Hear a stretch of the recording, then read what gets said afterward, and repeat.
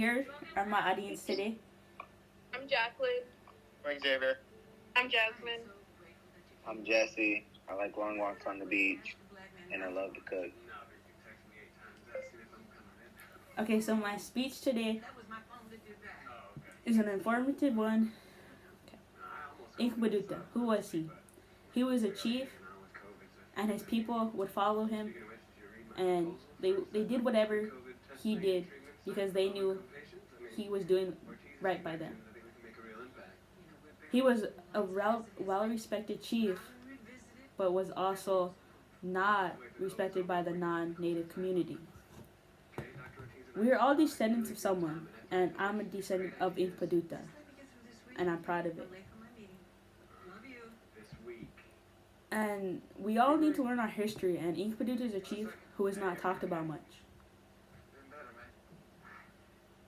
And so, as I give my speech, my points are going to be about Inkpaduta's leadership, how he defended the land, and how he never signed a treaty.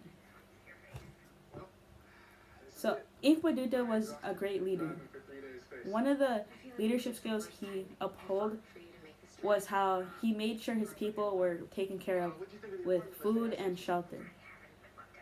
Also, when he led his people, he didn't do it by just acting. He thought about before he did it. Inkpaduta led his people into battle. In leading his people into the battle, he never showed fear. He did what needed to be done. It is true that in 1857, he led about a dozen or so warriors in attack on settlers in the aforementioned Spirit Lake Massacre. From Ken Story, article Chief Inkpaduta Scarlet. He was an honorable man that never expected to be praised.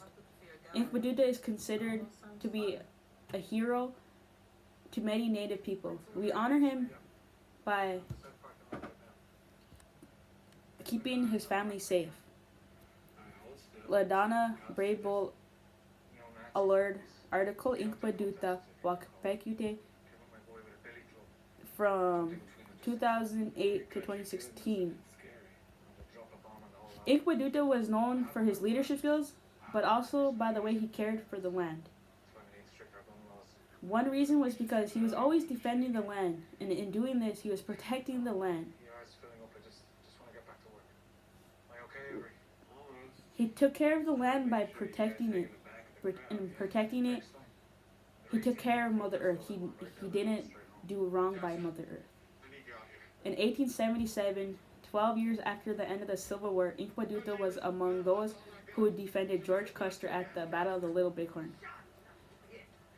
Little Bighorn Battlefield National Monument, article Inkpaduta. Using what was provided by the land, he did this he never took what was given to him for granted. He did the best he could with what he had.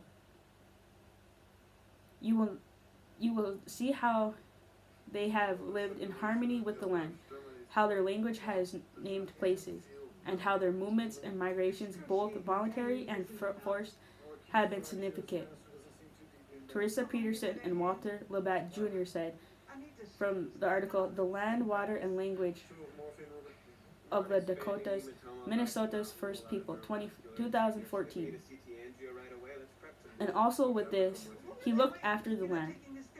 How he looked after the land was when they would migrate to a different area, he would clean it up, and his people cleaned it up and made sure it was left the way they came when they came to it.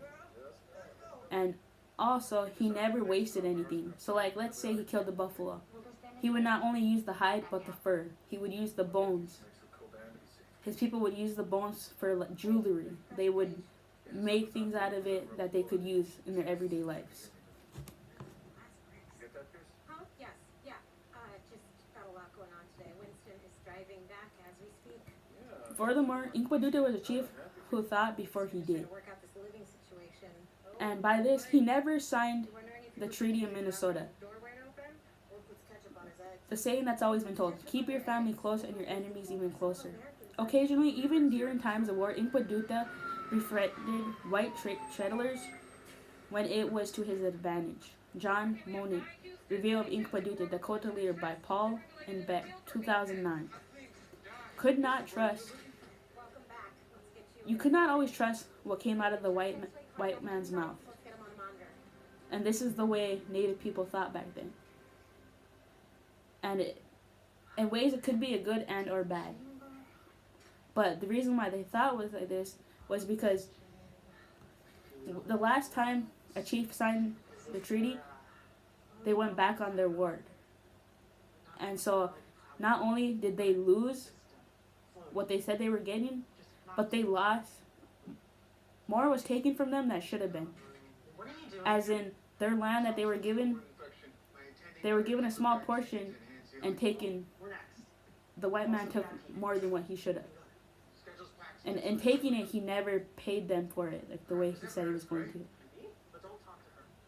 And Inkpaduta was the only chief who did not sign the treaty.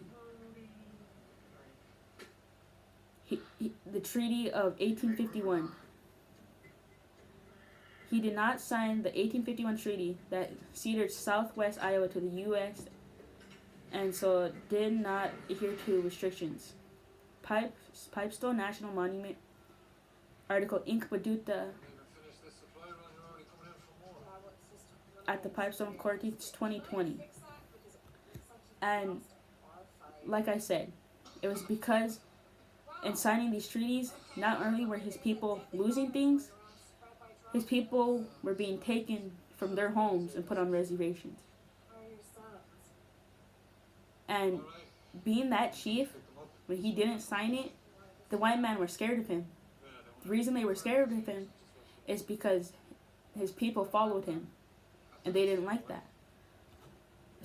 So in conclusion, Inkpaduta not only upheld wild leadership skills and in defending his land, but also by not signing a treaty that could have been so worse for his people than what they are struggling from now. Inkpaduta was a well-respected chief, someone who took care of his not only his people, but who took care of everything around him. And so with this, I say you should learn more about who you are and who you come from. What descendant are you from? Whether it be a chief, whether it be someone that was high in the white man's community, it's where you come from. I want to leave you with that question. What descendant do you come from? Thank you for listening, and I hope you all have a great day.